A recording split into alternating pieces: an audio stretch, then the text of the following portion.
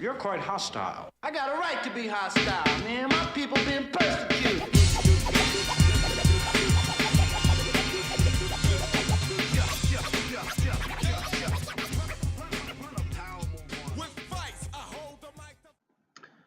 Hello, welcome to Chapter 29, Civil Rights, Vietnam, and the Ordeal of Liberalism. Here are the highlights, again, that we're not really going to cover, but this is your roadmap to the chapter, expanding the liberal states and the battle for racial equality, and then we switch back over to foreign policy, the flexible response in the Cold War. Okay, and then we're going to end with Vietnam. Okay, so expanding the liberal state starts with John F. Kennedy, and Kennedy's unique in a lot of ways. He is, again, a Catholic nominee for president. Actually gives a speech explaining why, if he's president, he's not going to take orders from the Pope, which seems kind of ridiculous that you'd have to, but he did that.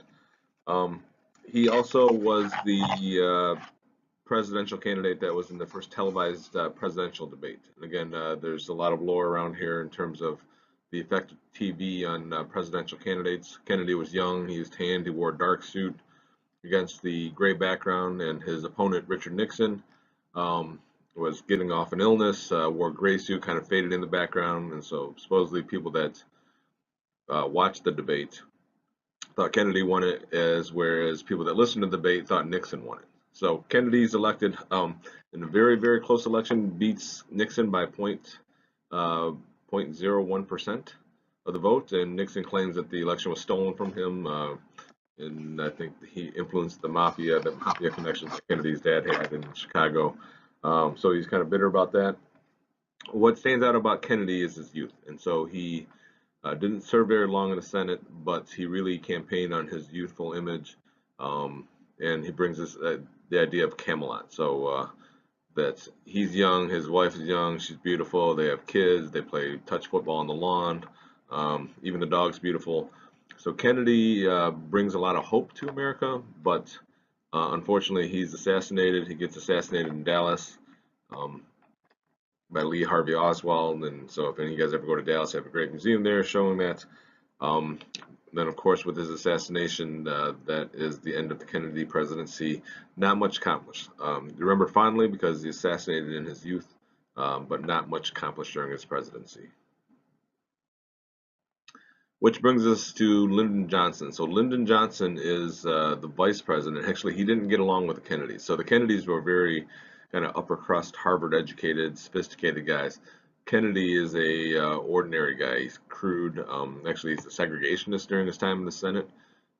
He's known as there's actually a 3-volume work detailing LBJ and his mastery of the Senate. He knows how to get things done. Okay, and the irony here, he was mistreated by the Kennedys. Then with one shot there, he becomes president. Okay. And so once he is elected president, he's going to build this great society. And there's a great story about one of his advisors tell LBJ, why don't we start slowly and and start to work on like passing school lunches. And it's like, I didn't become president to work on school lunches. So he's thinking big. So if you ask yourself, what does someone need to be successful in society? Probably healthcare, probably food, education, housing. And that's how he's going to build a great society. And so the argument is, in a society as wealthy as ours, really there shouldn't be anyone out there that is in want of anything. So how do you build a great society? Johnson starts what he calls his war on poverty. Okay, and so it starts with healthcare. So Medicare is healthcare for the elderly. Medicaid is healthcare for the poor. And so Medicare, let's go back to Medicare for a second. Medicare is the health insurance that all people over 65 are entitled to. If any of you guys are paying attention to politics, there's some of the Democrat nominees have campaigned on Medicare for all. Community Action Program is a program where the poor people are able to plan out their own communities. They're trying to empower them to plan out their own communities and give money to support them in that endeavor. When it comes to city, schools, and immigration, housing and urban development is created. And actually, the first African-American cabinet member serves in HUD as the HUD secretary. They build public housing, okay, help keep open green areas, but this is the start of the projects here in the inner cities. The Immigration Act of 1965, this finally undoes the National Origins Act. If you remember, the last time we talked about immigration was 1924, and they had essentially shut off immigration, but also had quotas that favored Northern and Western Europe. Immigration Act of 1965 does away with the quota system, does away with the favoritism towards Northern and Western Europe. Education, so the couple big things for education, there's the Head Start program. Head Start program is free preschool for low-income children. Okay, and so they give them a head start on education. And so when they've tracked the progress of that, those kids tend to do better in the elementary school when they are part of the Head Start program. It actually starts in with Perry Preschool in Ypsilanti, Michigan was the first one. The other big thing is the Education or Elementary and Secondary Education Act. Okay, that gives aid to schools based off of need, and that overcame some objections during the Kennedy administration. That private schools should be able to get aid as well as public schools. Kind of sidestepped that and said it's not really based off the schools, but based off the students' needs. They end up spending over $2 billion on that. So legacies of the Great Society. The failures, the Great Society was expensive, very expensive. Some people came to believe that the government shouldn't be in the business of solving social problems, okay, that they can't and they're not very good at solving social problems, so therefore they should be out of it. The achievements of the Great Society, it did provide health care for the poor and elderly, which is still true today. We have not gotten rid of that. Probably most importantly, it has reduced poverty. So when the Great Society started, poverty was about 20%. 20% of the population lived in poverty. After the Great Society, about 12%. Okay, and the great picture that has probably less to do with the Great Society, but this is called the Johnson treatment. And so one of the things Johnson was great at was being able to manipulate folks or to convince folks to vote for his programs. Okay, and he did that by getting up in their face a lot.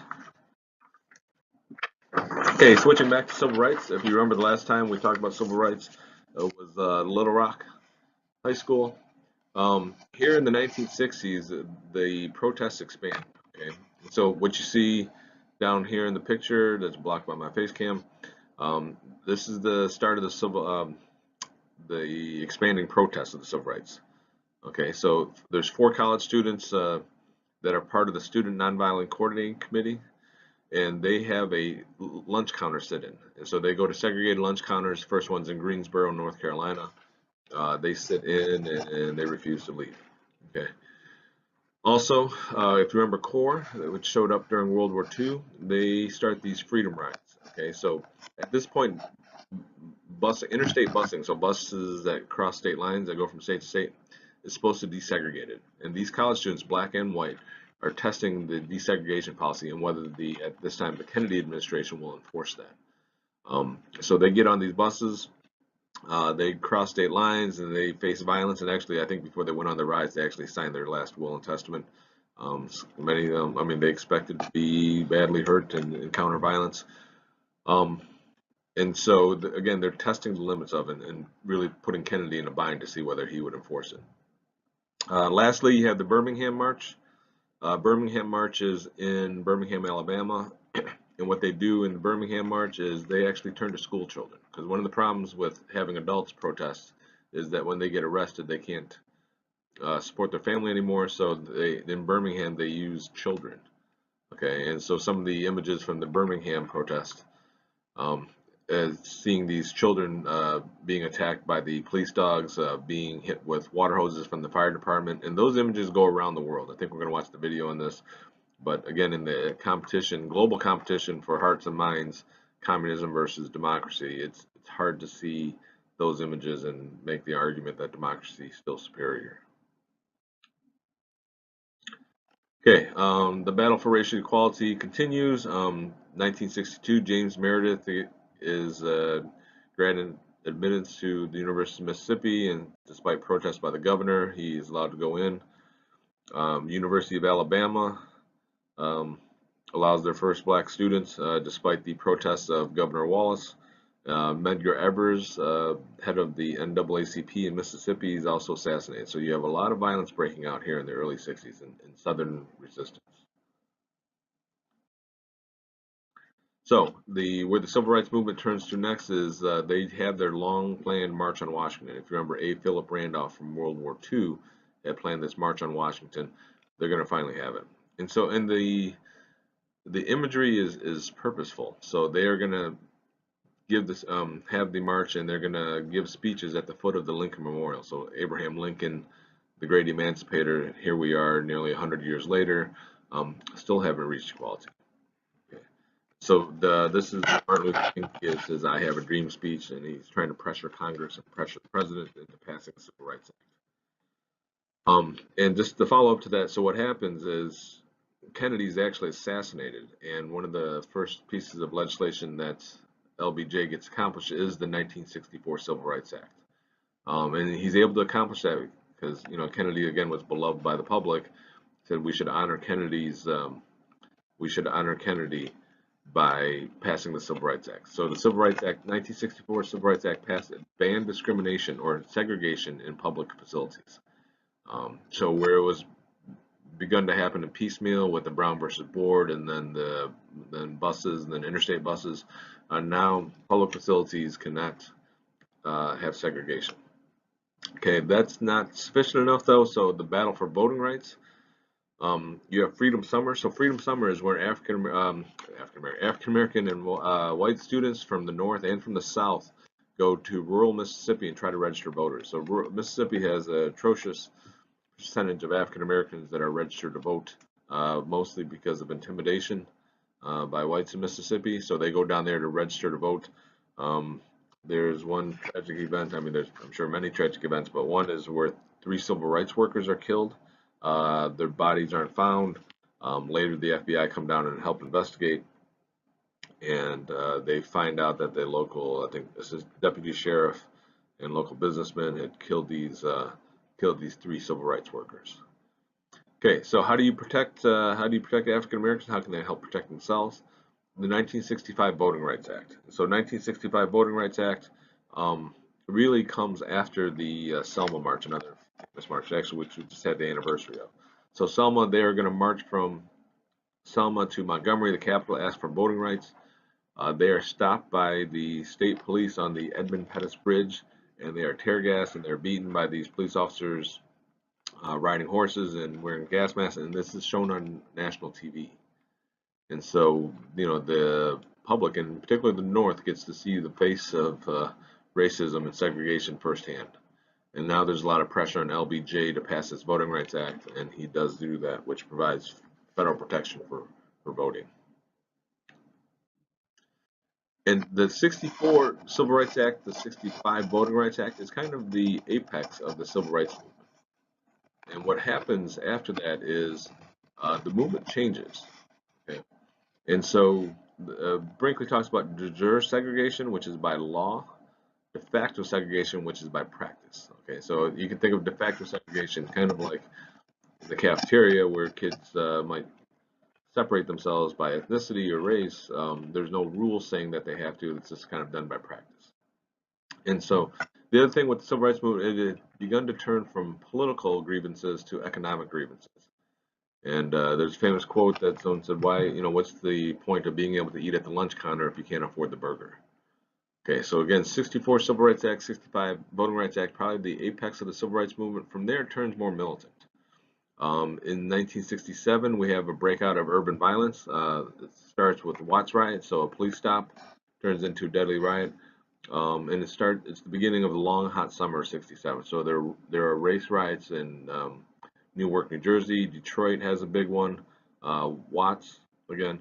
And these riots, unlike previous race riots where it was black versus whites, particularly blacks moving into white neighborhoods and bringing tension being created.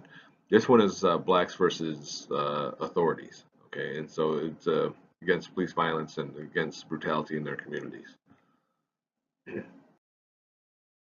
Okay, so again, the shift from militancy, and so it's, Brinkley calls it a shift from integration to racial distinction. Okay, and what that means is, so instead of, if you think about Martin Luther King's, that we should integrate. We should all be equal. Here, it's a shift to kind of black power. And black power is this idea of racial distinction. What that means is they're going to have pride in who they are. So if you remember Marcus Garvey from the 1920s, he talked about black pride and have pride in who you are. Shows up again here in the 60s. And so how can you demonstrate racial pride? You can grow out your hair naturally. So the afros, you see a lot of pictures of men back then. You have and women. You have the afros. You have traditional African clothing. You have the adoption of African names, and that is, having pride in their heritage. And so the civil rights movement, it becomes divided. So SNCC and CORE and actually become more militant, kick out their white members. They talk about militancy, so you have the rise also of the Black Panthers in Oakland, California. They start originally as a way to combat police brutality in their communities and to help children. So they have a free breakfast program, I think free breakfast, maybe free lunch program in Oakland, California. But they dress in militant fashion. They have the black berets, black leather jackets, black pants, all black outfits. And the other person that probably typifies or exemplifies typifies not a word, exemplifies the black militancy is Malcolm X. So Malcolm X grew up in Detroit and Lansing area, actually, one-time criminal, hustler. He goes to prison and he's reformed in prison. And so he gives up his last name from Malcolm Little to Malcolm X to indicate the lost history of African Americans here. And he joins the Nation of Islam. And so the Nation of Islam, not more militant but more disciplined. And so Malcolm X he's the counterpart to MLK. So actually probably creates room for MLK among whites in that he doesn't advocate violence, but he does advocate self-defense. So, his quote of, if a man hits you, you should hit him back. He said, I don't call that violence, I call that intelligence. And why would you let somebody sit there and beat on you?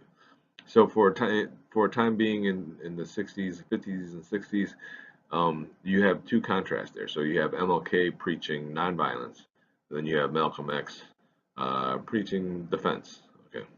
And so, unfortunately, Malcolm X is assassinated in 1965. By that point, he had split with the Nation of Islam, and they're pretty sure that it was the Nation of Islam that had taken part in his assassination. Okay, so back to foreign policy. If you remember, just put it in context, we had the Truman Doctrine and containment policy after World War II. That switches to Eisenhower's policy of massive retaliation, that we're going to use nuclear weapons, but then at the same time kind of use government overthrow like in Guatemala and Iran to support our interests around the world. Now with Kennedy, we have his policy of flexible response. And so what flexible response means that we can do it a lot of different ways. So there's an increase in special forces, the Green Berets, where we could send in a small paramilitary force to get things accomplished. There's aid distributed to Latin American countries, so we can use money. There's also the creation of the Peace Corps. And so the Peace Corps is a volunteer organization where we train volunteers and send them to developing nations to help them with infrastructure, to help them with education. Essentially, it's meant to, to serve as goodwill ambassadors from America.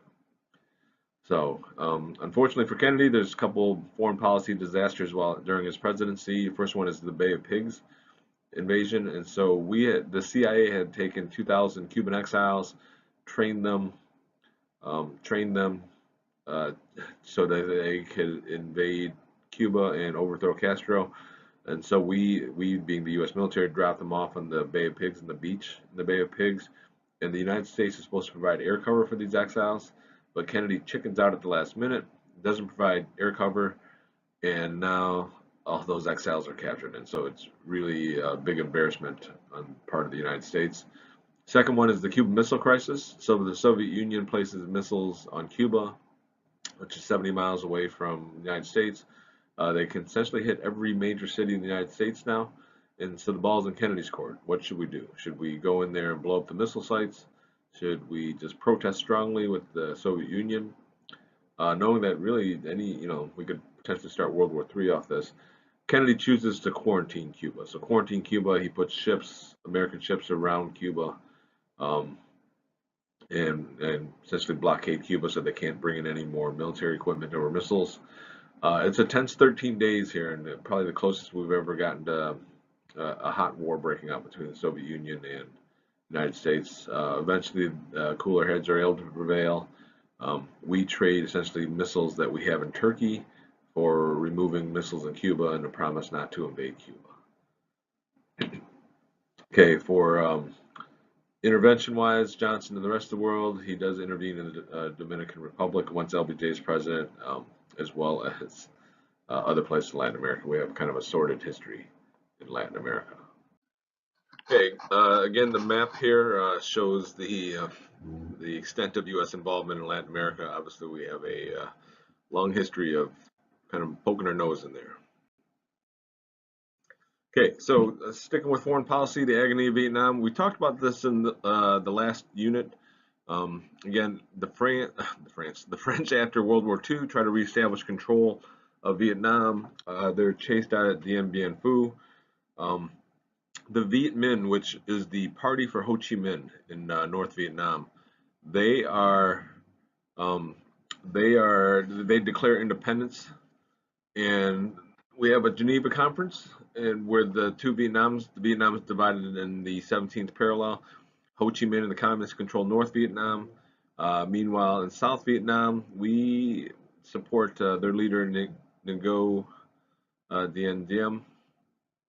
And again, he's an effective leader. He roots out some of the corruption against the mafia down there and against some powerful religious sects. But what happens is that he begins to lose support. Okay, in particular, the National Liberation Front, which are the Viet Minh forces, essentially the communist forces in the South, also known as the Viet Cong. You'll often hear them referred to as the Viet Cong. They control the rural areas in the South, and they do a better job of connecting with the people. And what happens is Diem gets into trouble. He starts repressing the Buddhist monks in South Vietnam, and they have some very visible protests where they will go to Saigon and set themselves on fire in the middle of the street. Okay, there's some powerful images of these monks that are on fire sitting cross-legged in the intersection in protest of Diem's repression of them. And so he's starting to lose support among the military, and we kind of give the wink that if they're to overthrow Diem, it wouldn't be the worst thing, and he does get overthrown. Okay, so what happens for the U.S. involvement is there is pressure for U.S. to get involved, and we'd actually been sending in I think the first advisors actually came in under Eisenhower. They increased under JFK. LBJ really doesn't have much of a choice because he is going to follow in the footsteps of JFK. When, he doesn't have a lot of foreign policy experience, and so he's not going to change anything. He takes on JFK's advisors, and the number of advisors gradually JFK's advisors. The number of advisors that we send to Vietnam continually increases. Then what happens, just like other parts in U.S. history, we have warships patrolling the Gulf of Tonkin, and they are fired on supposedly, and it's up for historical debate now. They're fired on by torpedo boats from the north. And President Johnson asked for, and Congress passes the Gulf of Tonkin resolution, which essentially states that we can take whatever action necessary to protect ourselves, which in turn is kind of like a blank check. It's not a declaration of war, but we can take whatever military action we need to protect ourselves. So we are gradually sending in more troops, but the couple problems here with Vietnam is that using the strategy of attrition. So attrition is you're wearing down one side. You're trying to wear them down. Fighting in Vietnam is not like fighting in World War II. World War II, there are bombing targets. You can bomb the factories that are making the weapons. You can bomb major cities. That doesn't quite work in Vietnam. They don't have the same kind of targets, and the ones that they do have that are destroyed, they get replaced. And in the North Vietnam, they actually come up with a clever system of tunnels and underground plants and underground markets. So they're able to carry on. And we actually end up dropping more bombs tonnage-wise on North Vietnam than we do all of World War II. To kind of give you that sense of not having very many viable targets. The other thing is it becomes really a difficult way to measure success. traditionally in war you measure success by how much territory you've captured. Here it's done by body counts. Okay, and so in the nightly news they would report like X number of communist forces killed, and that was supposed to be a sign that you're winning the war. But it turned out that's not really true. Later we switched to a strategy of hearts and minds, and so we're going to try to win the hearts and minds of the villagers.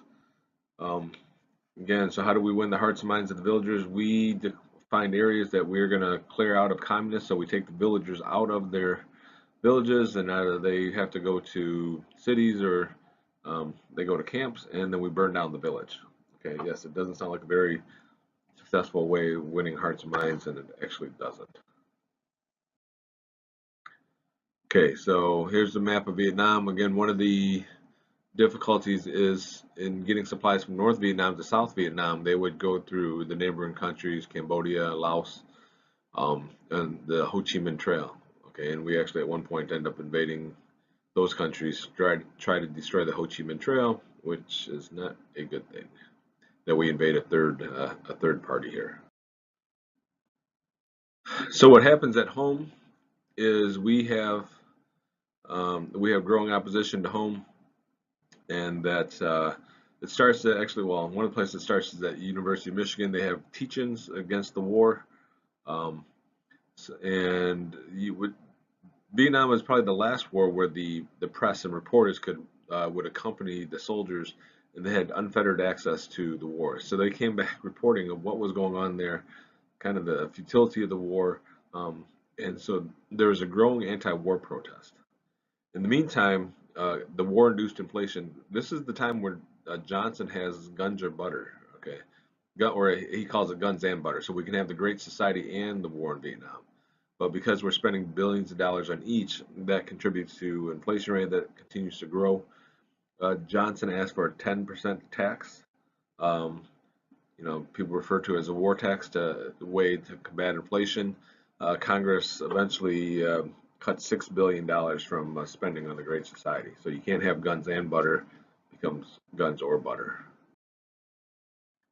Okay, so continue on to the Vietnam War, and part of the problem is the U.S. public has been told by the government, by the administration, that the war is almost over, we're about to win, they're on their last leg. Then what we have in 1968, 1968 is a big year here, there's a lot going on. First is the Tet Offensive. So Tet is the new year in Vietnam, and there's an uprising across, I believe it's 10 cities in the south, an uprising by Viet Cong forces. They take actually control of some of the cities, and what happens is America's actually able to beat them back and win control again. So it's a military victory, but it's a political and psychological defeat. And what happens after Tet is there's growing protests against the war. But this is where the American public really turns against the war. Walter Cronkite, one of the most trusted man in America, they said, a nightly news anchor, he said, he went to Vietnam, he saw what happened, and he said, the best we can hope to do is that we can walk away and say that we fought with honor and we tried our best. And LBJ, once he saw that he lost Walter Cronkite, he said he knows he's lost America. Okay, and LBJ actually will not run for president in the '68 election. Okay, the political challenge. It actually starts with the anti-war supporters are trying to find someone to challenge LBJ, and Robert Kennedy refuses to, or he turns down the invitation. They turn to Eugene McCarthy, which is like the junior senator from Minnesota, and he comes close to defeating LBJ in the New Hampshire primary. Okay, and the hippies actually they move from being hippies to being anti-war protesters. They go clean for Gene, it's called. Okay, and so that's a shock, and it's after that LBJ decides not to run. What you have, Robert Kennedy then jumps into the race. He is doing pretty well, and then after the California primary, he's assassinated. Martin Luther King is assassinated in 1968. There's riots in 60 cities across the country. So all chaos is broken out, and then the Democrats are going to meet in Chicago in 1968. And so the anti-war protesters descend on Chicago to protest the war. The Chicago police beat up the protesters, and it's being televised on national TV, so the world can see. And the Democrats are just in disarray. Meanwhile, over in the Republicans, you have George Wallace, the governor of Alabama, that refused to admit the students to the University of Alabama. He's going to run for president. The American Independent Party, I believe it is. He's running on a conservative platform. So he's anti-busing, anti-social programs, turned to law and order. And so what happens is, because Wallace has a pretty bad reputation among many, although among segregationists he's pretty good, but he's a bad reputation. Nixon, cleverly, and Nixon was left for being politically dead after the 1960 election. His famous quote is, "You won't have Dick Nixon to kick around anymore." He sees that nobody's really stepping up on the Republican side, and so he gradually works his way in there, and he's going to take on the same platform as Wallace, but he doesn't have the burden and the reputation of Wallace. And so he's going to appeal to what's called the silent majority. So the silent majority is the middle America, people that are tired of Great Society programs, people that are tired of civil rights protesters. He promises a return to law and order, which is a nice way of saying that, they're not going to allow hippies and civil rights protesters to break the law anymore. He says in Vietnam, we're going to have peace with honor. And so Nixon is on the glide path to victory. Hubert Humphrey, who is the Democratic nominee, who was LBJ's vice president, he makes a late comeback, but Nixon's actually able to win in '68, and that's going to be one of our turning points here in going into the 1970s. So I hope you enjoyed today's lecture. Don't forget to subscribe and to buy the merch.